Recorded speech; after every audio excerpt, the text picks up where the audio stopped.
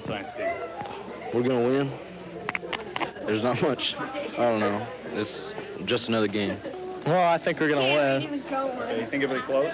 Yeah, pretty close. They beat us last year, but I think we can do it. I think they're going to do really great considering that, our defense is really good.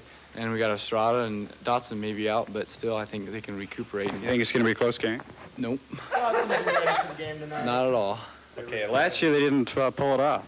Well, because I think it was last year's weather wasn't the greatest, and there was a lot of people. The quarterback was changed, and our quarterback wasn't really used to that situation. So. Okay, is the spirit really high here? Of course! Yeah, it's great. Well, it's continued to be rather low-key, but I think things are picking up, getting a little more intense this afternoon. People getting a little more nervous. What have they been doing to get into the spirit? Well, there's been a couple signs go up in the last day or two, and people they're buying balloons and things like that. So we're seeing a lot more color around the building. Do you expect a lot of Irish fans to be there? Probably be about 1 million. The high school teams have narrowed down to just 2 contenders in each class. And when it comes to bragging rights, there's good reason to believe West Central Nebraska can boast some of the best football in the state. John Koch has a look at the high school championships. 3 area football teams will complete the season tonight and quite possibly win the state football championship. We start with Grant High School. Grant in the first playoff game ran over Pender by a score of 58-13. Ryan Young is one of the key players on offense with the ability to get open and come up with the big play. Tim Wilson's the Grant quarterback, and Young, those two have teamed up for a number of touchdown connections during the regular season and during the playoffs too.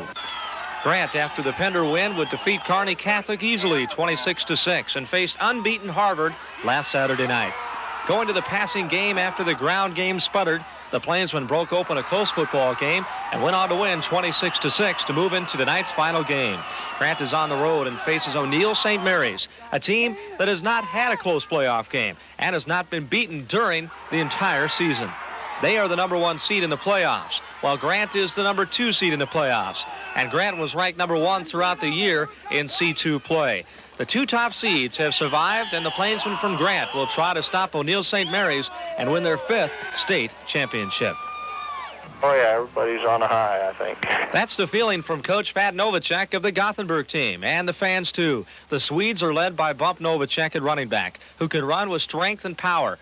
But Gothenburg also can throw the football. The Swedes have moved into the Class B finals with a 6-0 shutout over Chadron, and then a 28-6 win over Grand Island Central Catholic, and a win over West Point, too. The Swedes take on unbeaten Columbus Scotus, and Novacek respects that team. Well, they're an awful good football team. Anyone that's won all their games this far through the season, it has to be a real good football team. Gothenburg, making its first playoff appearance since 1979, are 1 win away from their first state title ever. And a large turnout is expected in North Platte tonight as the Irish of St. Pat's, 10-2, try to finish the season with a win and their first state championship. The Irish will have to do it without a key player, Mark Dotson, who believes the team can still win. It just stopped their passing game. Basically, they don't have very much running game. And they have a run back who's out from a knee injury. So if we stop their passing game, we should be all right. Terry Pell has proved to be a fine leader at the quarterback position, while Doug Estrada has rushed for right around 1,300 yards this season. The All-SPVA runner and All-State player would love to come up with a big performance in his final game.